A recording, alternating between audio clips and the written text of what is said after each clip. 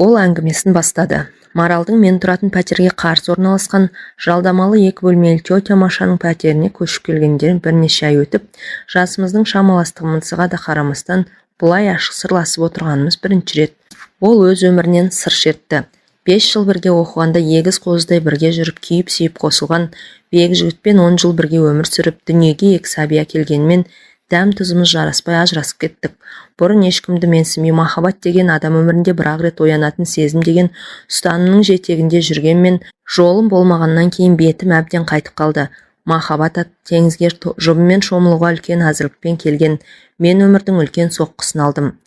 Өмірімде мен үшін бекжігіттен басқа жігіт те еркек атаулы да болмайтындай еді. Сөйткен жұбайлық өмірмен сүргендей болса, өмірден еркексіз өтейін дегенмін. Сондықтан болар, еркек деген сөзді естісем болды. Бір жабай хайуанның атын естіп көз алдыма қорқынышты бейнелер келетіндей. Тұрбасым келіскен, өзіме пысық әйел болған соң ба, әйтеуір үйленемін, маған күйеуге шық, балаларыңа әке орнына әке болам дегендерге де, я болмаса ойнап күлейік, өмір деген ертең ақ бір күндей болмай өте шығады. Өкініп қаласың деп пәлсапа соғатындар да кездесті. Жұмысым банкте болғандықтан ба, жұмыста да алдымыздан өтетін адамдардың көбі еркектер еді.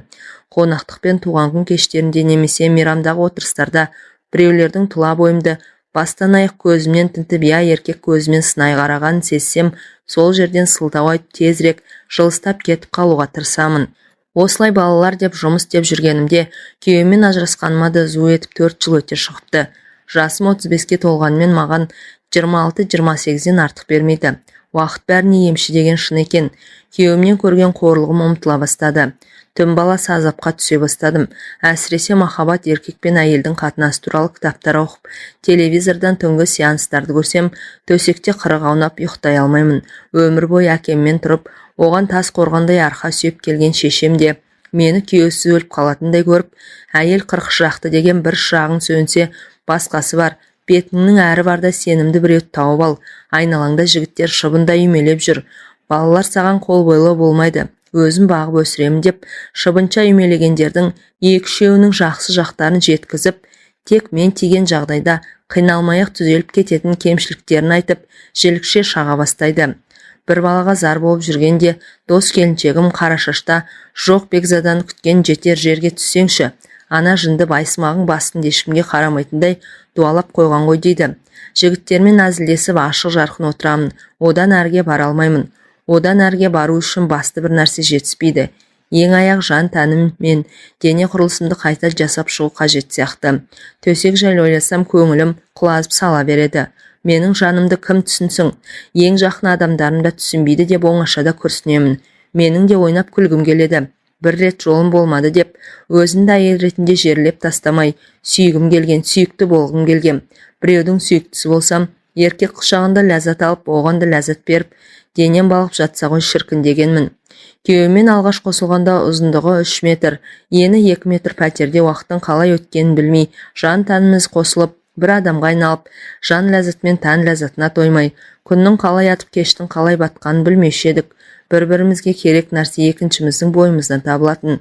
Еркек пен әйел қатынасының әліппесі бір бөлек те, ол туралы терең әңгіме бір бөлек екен.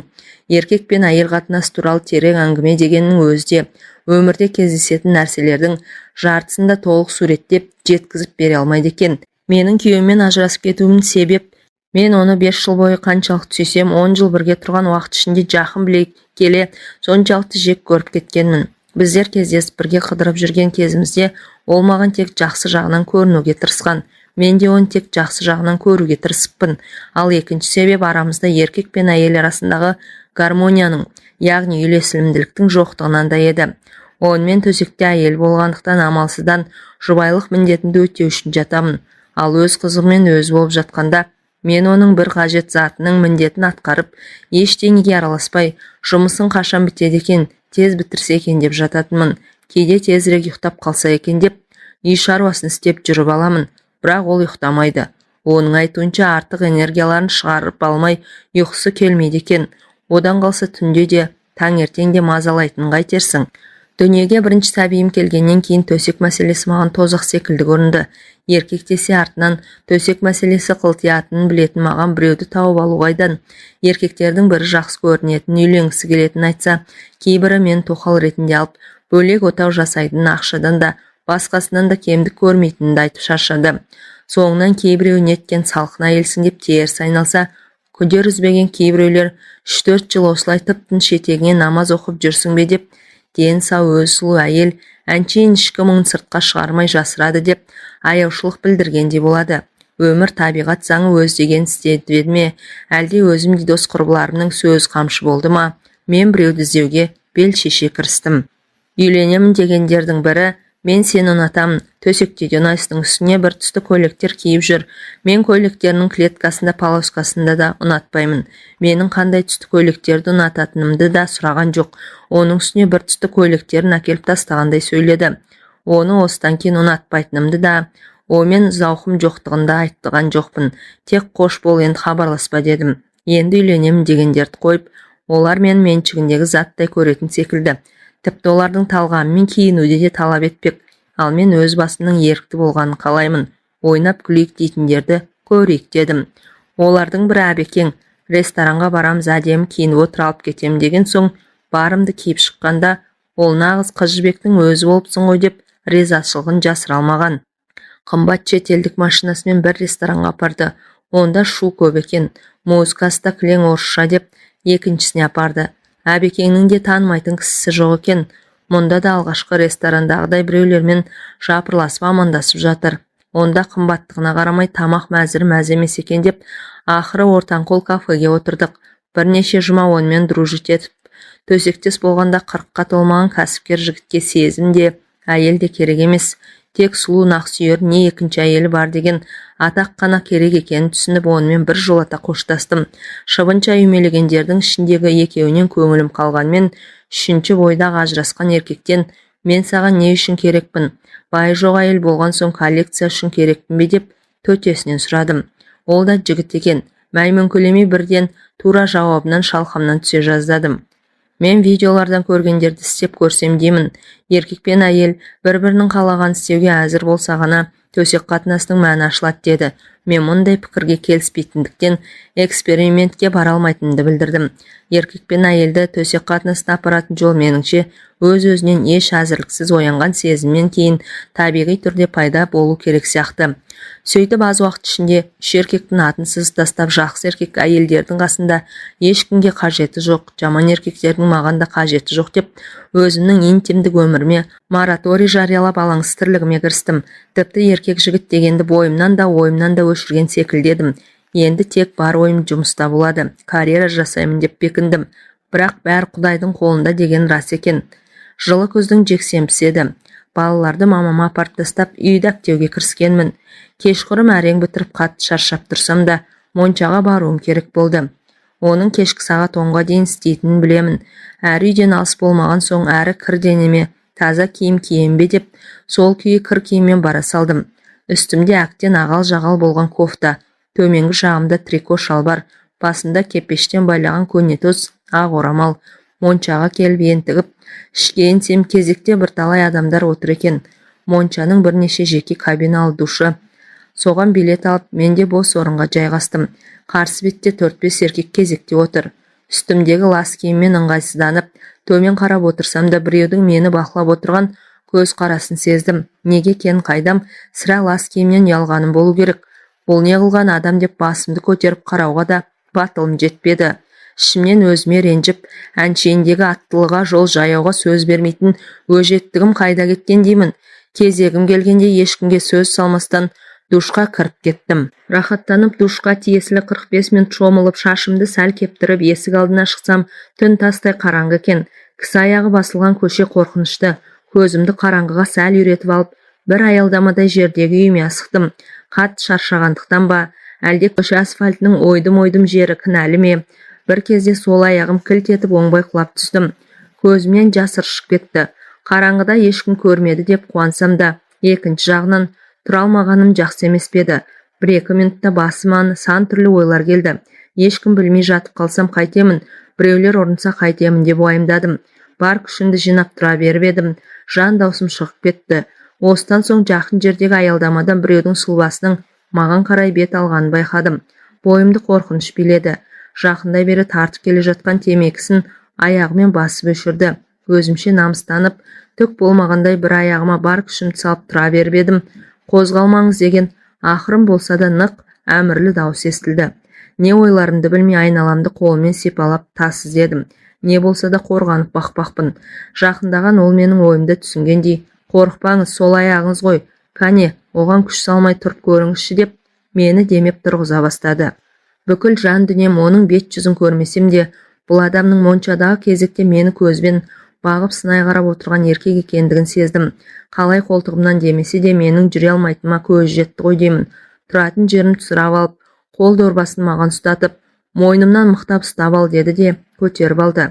Өзімді ет жеңді болмасам да біраз салмағым бар деп есептеймін. Мен басқа шара жоқтығынан ба, әлде маған бейтаныс жанның аяқ астынан келген қамқорлығы ұнады ма, айтқанын екетпедім. Ол алқына дем алып, адымдап жүріп келеді. Өз ойларымен алысып келе жатқанымда, енді қалай жүреміз деген дауыс естілді. Дауысы бар ғой, ондай дауыс естісең айналаңның бәрінде беймай мамыржай тірлік орнап қалғандай әсер етеді. Адамның даусының соншалықты әсер ететінін бірінші рет көріп тұрмын. Бір аялдамадай жерге көтеріп келген адамның алдында енді мен ыңғайсыздандым. Үйге кіріңіз, шай ішіп кетіңіз деп, бір жағынан аурудан, бір жағы ол сөздерден кейін тек бергі жағымнан сыпайылық сақтап айтқаным үшін өзімнен өзім ұялып, зорлана күлімсіредім. Ішімнен қайдағы шай деймін, үй іші астан кестең. Мұрын жарған әгесі маған ұнағанмен, оған ұнамауы мүмкін. Ойым бейтаныс жанға үйренейін деді ме, енді мен оған зер сала қарадым. 43-45-тегі бойы еңгезердей тіпті еркек, көздер адамға бір түрлі мұңды қарайды. Көз қарасы адамды тереңіне тартып әкететіндей, тек бетінің көлемді жерін ала орналасқан, мұрны да өзінше жарасымды орналасқан. Істеген жақсылық үшін рахмет айтып, ақша немесе бір шөлмек арақ ұстатып үйден шығарып салу керек деп ойладым. Менің жалғыз екенімді білсе, кетпей отырып алса қайтемін. Тағы ойынан негелерін кім білсін деп ойладым. Жақсылығыңыз үшін рахмет, менен қайтпаса да Құдайдан қайтсын, сигарет аларсыз деп 1000 теңге ақша ұсындым. Оған тәуерлеу, арақ, не импортқа шығатын 5 жылдызды Қазақстан коньяк келетін білемін. Ол болса, жақсылықты Құдай үшін не ақша үшін жасаған жоқпын деп дүңк ете қалды. Одан кейін үй ішін барлап үлгерсе керек. Жалғыз болсаң мен ешқайда кетпеймін деді. Шошып кетіп, о не дегеніңіз, қайтыңыз, үйіңізге қайтыңыз деп едім. Сені мұндай күйде жалғыз тастауға болмайды. 1-2 сағаттан кейін не болатын кім біледі деп қосып қойды. Менің бір әкем ба, ағам ба секілді өзі. Аты Досбол екен. Қорқысам да сыр бермеуге тырыстым. Қозғала алмай отырмын. Менің айтуымен ол залдағы диванға өзіне төсек салып, маған балалардың бөлмесіне төсек салып берді. Еңбектеп жүріп жастық астына үйдегі ең үлкен өткір пышақты жасырдым. Сол күні ол таң атқанша қасымда болды. Өзі ештеңе сұраған жоқ. Менің сұрақтарыма қысқаша жауап берді. Бірақ өзінің жеке басы мен жанұясы туралы ештеңе айтпады. Менің қарсылығыма қарамай, аяғыма комфорт амайын өз қолымен жағып берді.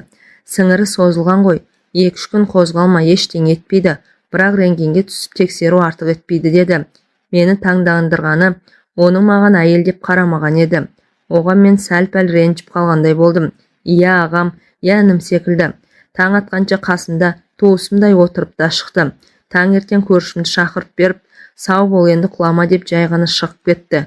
Ішімнен импотент деп ойладым. Сол себепті маған қауіпсіз көрінді. Кетіп бара жатқан оның артынан келіп тұрыңыз деп айқайлап үлгердім. Маған кездескен не мен білетін еркектермен салыстырғанда өзіме сол деген теңеуім дұрыс секілді. Менің есімде оның мұңды көз қарасы мен бөтен бір көрген әйелге, жақын туысына жасағандай жақсылығы ғана қалды. Я, сосын шамамен 4-5 аялдамадай жерде тұратынын айтқан есімде. Арада бірнеше айдай уақыт өтті. Балаларымды мамама апарып дос қызымның туған күніне барғалы жатқанмын. Бұл уақытта тағы бір шыбынша үймелегеннің атын сызып үлгердім. Есік қоңырауы қағылғанда ашсам моншадағы танысым Досбол екен. Жұмыс бабымен ұзақ уақытсыз сапарда болыпты. Аяқ астынан батылданып туған күнге бірге барайық дедім. Жанұясы туралы ештеңе айтпаса да әлде бір ішкі түйсік арқылы әйелсіз тұратынын сезгенмін. Оның үстіне істеген жақсылығы да менің тарапымнан өтеусіз қалған. Бармаймын. Аяғың жазылды ма? Мүмкін бір жерге барып отырармыз дегем. Тек жағдайыңды білейін деп келдім деп қайтуға жиналды. Мені аяқ астынан не шайтан түрткенін білмеймін. Дос қызыма көрші үйден телефон соғып бара алмайтынымды айттым да, онымен бірге баруға келістім. Кафеге бардық. Ол ақ арақ ішіп отырды. Мен өзіме қызуы 10-12 градустан аспайтын қызыл қою тәтті шер шарабын алдырдым. Әр нәрсені бір айтып көңілді отырдық. Одан кейін шай іштік, музыка қойып биледік. Маған онымен бірге болуы ұнайтын секілді. Бір кезде ол, Марал, бір жерге барып демалайық деді. Демалайық дегенді қалай түсінуге болады? Демалып отырған жоқпыз ба деп ұсынысына сұрақпен жауап бердім. Нені меңзеп тұрғаным ішім сезіп тұр, бірақ мойындағым келмейді. Сен бәрін түсініп тұрсың ғой, Марал. Өтірік айту, өтірік қылмысу қолыңнан келмейді. Ол сенің табиғатыңа жат. Ал түсінбей тұрсаң айтайын. Сендей қылықты әйелдің қасында өзіңді ұстау өте қиын. Сенімен төсекте бірге болып келеді де нықтап, мәс саған деп ойладым іштей. Ал керек болса, мен оған еркек секілді қарамап едім. Ол бір туысым секілді есімде қалған. Өткендегі істеген жақсылығым бұлдап тұрғаныма деп те ойлап үлгердім. Ойыма келгенде асығыс айта бастадым. Сізбен бе? Мен сізді сүймеймін, сіз де мен сүймейсіз. Мен сізді бар болған екінші рет қана көріп отырмын дедім, тамағым құрғап. Иә, сүймеймін, ол туралы ойлағанда жоқпын, бірақ сенімен бірге болғым келеді. Мұндай тілек дейсің бе, құштарлық дейсің бе? Маған келмегеніне көп болып еді. Ал сенің менімен бірге болғың келетін көзің, жан тәнің бәрі айтып тұр. Тек аузың ғана басқаша сөйлеп тұр.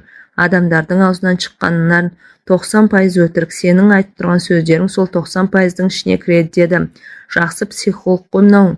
Жанында арпалысқан ашу мазама, кеудемде көтерілген әлде бір толқындарды баспақ болып ішімнен нахал дедім де, оның айтқандарына мән бермеген болып, музыканы ауыстырып бұрыла беріп едім.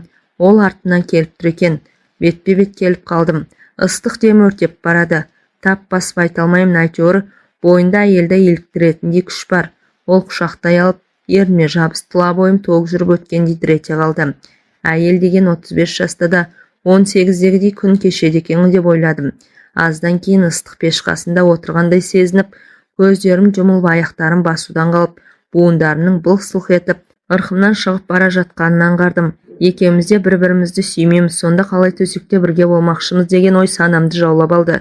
Алдындағы еркектер ең болмағанда мені сүйетін секілді еді. Олардың біреулер ұзақ, біреулер қысқа уақыт сездіріп жүретін. Ал мынау болса тас төбемнен түсіргендей сүймеймін, ол туралы ойлағанда жоқпын дейді. Ал керек болса, ол мені соғыссыз алған жауындай сол жеңістің церемониясын ұзаққа созғысы келгендей аялай аймалаған күй сүйе берді. Мен бір би білмейтін жас биші секілдімін.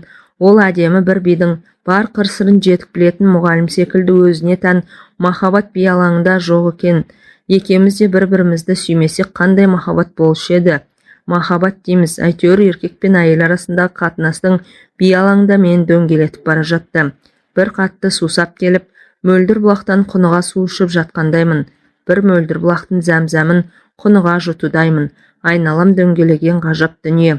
Көгілдір жасыл сәулелерге толы. Мені тереңіне тартып барады. Марал, жүр, кейін кеттік деген сөз естігенде шын дүниеге қайта оралдым. Ол ентігіп тұр, шаштар қобырап кеткен, мұңды көздері тұнжырамай қарамай жалт-жұлт етеді. Осыдан 5 әлде 10 минут, әлде жарты сағат бұрынғы дос бол емес, басқаша күйге түскен.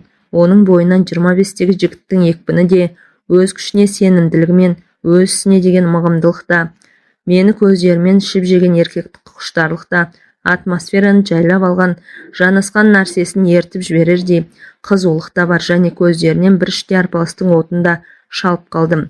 Неге басқа жерде дедім, оның құшағынан ажырағым келмей. Мен шалбар киіп жүрген еркек емеспін бе? Сені төсекке шақырған мен, сондықтан я менің үйіме, я қонақ үйге барамыз. Жоқ, осы жерде маған сенен басқа еш нәрсенің де ешкімнің де керегі жоқ, дедім ұйқылы ояу жандай. Бір минутта жаңағыдай ләззатты шақтан ажырағым келіп тұрғаным жоқ. Менің ернім оның еріндерін өзі деп тапты. 35-ке келгенше еркекті өз бастамаммен сүйгенім осы шығар. Ал қолдарым ақылдың тыйым салғанына қарамай оның көйлегінің түймелерін ағыта бастады. Оның қай кезде астымызға көрпе төсегенін қайдам. Оның әрекеттерін үнсіз қоштаумен болдым. Денем жанып күйіп бір белгісіз әлемге тап болғандаймын. Япырау, менің де пәленбай жыл күйеуде болған әйел дейді-ау. Ал мынандай ғажап әлемге, тәтті кезеңге тап болуым бірінші рет. Шынымен мен оны жақсы көріп қалғаным мынау деймін. Адамды білмей тұрып жақсы көру мүмкін бе дейді екінші ойым. Мынау сорлы денемнің еркіне көнбей, неге былқ-сылқ ете қалғанын түсінбеймін. Аузыма біреу тәтті әкеліп дәмін жаңа тата бергенде қайта тартып алардай шыдамсызданамын. Бірер секундтардан кейін екеуміз бір адамға айналып кеттік. Бұндай да рахат болады екен-ау. Мен 10 шақты жыл әйел болып, бір еркекке бірнеше жыл әйел болып, 3 еркекпен бір реттен болғанда еркек пен әйел қатынасының мұндай тілмен айтып жеткізе алмайтын ғажайып тәтті жақтары болатынын неғып білмегем, көрмегем, сезбегем, оқымағам. 62 тамырым иіліп селдеген сезім бүкіл жан-тәннің еш қалтарыс қуысын қалдырмай қамтып алып, бұрқ-сарқ қайнауда. Өмірімде бірінші рет миым да бос болып, ешқандай проблеманы ойламай, тек қана әйел болдым. Ол екеуміз таң ғажайып әлемде жүргендейміз. Тек ғажайып әлем, еркек пен әйел ғана бар. Екеуміздің жан-тәніміз бірігіп кеткен, сондай ажыраса алар емес. Есінің кіресілі шығасылы көздерінде ашуға шамам жеткенде, оның жіпсіген маңдайына, кең кеудесіне спортпен айналысқанның, әлде айналысатынның куәсіндей, бұлтыңдаған бұлшық еттеріне шырайланып күлімсіреген жүзімен жұмулы көздеріне көзім түседі. Осы ләззатты сәттің ұзаққа созылуы оған ғана байланысты екендігін сезгендей, бойынан күші кетерде білінер-білінбес тоқтата қойып екеумізге енген ғажайып әлемнің келесі бір қызығын көрсетеді. Арасында ақ сазаным-ау бұлқынған, маралым-ау, сені бала туған әйел деп кім айтады? Қолын мүшең бұзылмапты деп құшырлана айтады. Мен де сандырақтап аузыма түскен нәрселерді айтқым келеді, бірақ айта алмаймын, ят секілді. Оған деген ризашылығымды, оны жақсы көріп кеткен сезімімді жасыра алмай, ол сөздер аузынан еріксіз шығып кеткісі келеді, бірақ шығармауға тырысып жатырмын. Құдайыма өзің кешір, әйел атанып бұрын көрмеген ләззатты ешкімді жақсы көрмей, не еркектің өзіме деген сезімін сезінбей, еш дайындықсыз бірақ сәтте бастан кешіріп жатқаным өңімде емес түсімде секілді. Түс болса түсім-ақ болсын, тек аяқталмаса екен, ең болмағанда созыла түссе екен деймін. Досболдың қимылымен бірге бойыма бір күш құйылып жатыр. Ол күш менің өмірімді сүйе түсуме, өмірде тек проблемалар мен қиындықтар, я даңғаза қызықшылықтар ғана емес, ешқандай ақша сатып әпере алмайтын, ешқандай байлық бере алмайтын, тәтті ләззатты ғұмырға бергісіз, әрі сондай ақылға сыйғысыз ғажап сәттерде болатын дәлелдеп, көр ізде дәмін тат ие бол деп итермелегендей болады. Қанша қиындықты бастан кешсем де, өмірді сүйуші едім. Енді өмірге одан сайын ғашықпын. Дос болмаған ләззат сыйлаған сайын, мен өзімнің әйел екенімді жете сезініп, мен де оған тек әйел бере алатын ләззат сыйлағым келеді. Бұл сәттерде мен оның қандай тілегі болса да орындауға әзір едім. Бірақ ол ештеңе айтпады да, өтінбеді де. Оның қолдары кәдімгі ертектердегі айтылатын сиқырлы таяқша секілдеді. Денені соншалықты бір нәзіктікпен, жылылықпен әрі өзімсіне сипаған да, өзінің қимылдарына икемдегенде, бәрі де шебер еркектің қолдары сезіледі. Оның кезекті қимылынан тұншықтыра еріне жабысып, даусының бір-екі рет оқыс шығып аяқтарын дәнтек шалт қимылмен қозғағанда бойындағы қуатын шығара бастағанын сезді.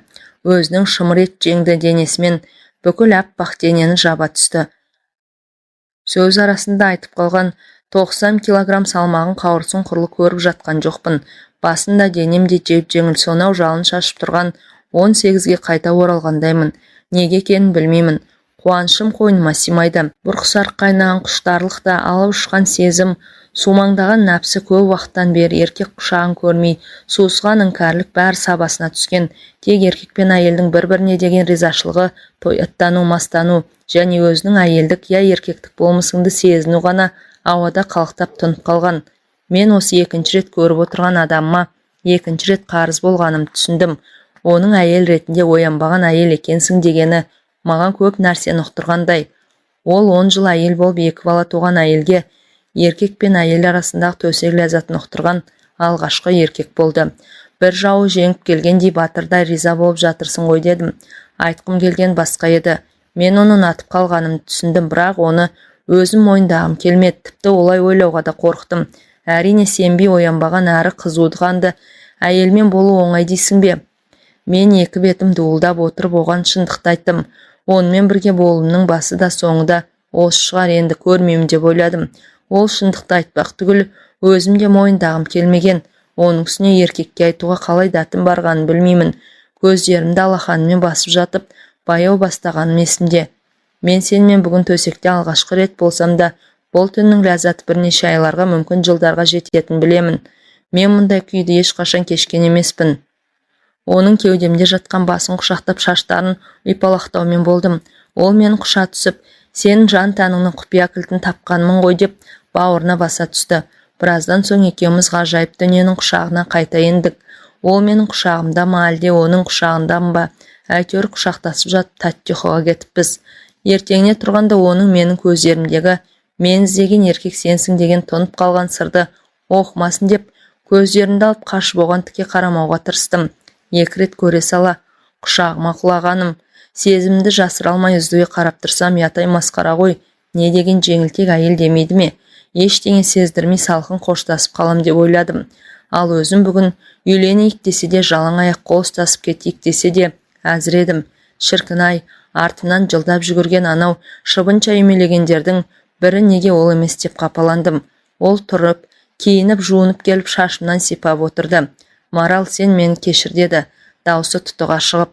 Ол маған бір күн бірге өткізген түніміздің ләззатын бұзатындай бір нәрсе айтқалы тұрғандай бойымды қорқыныш биледі.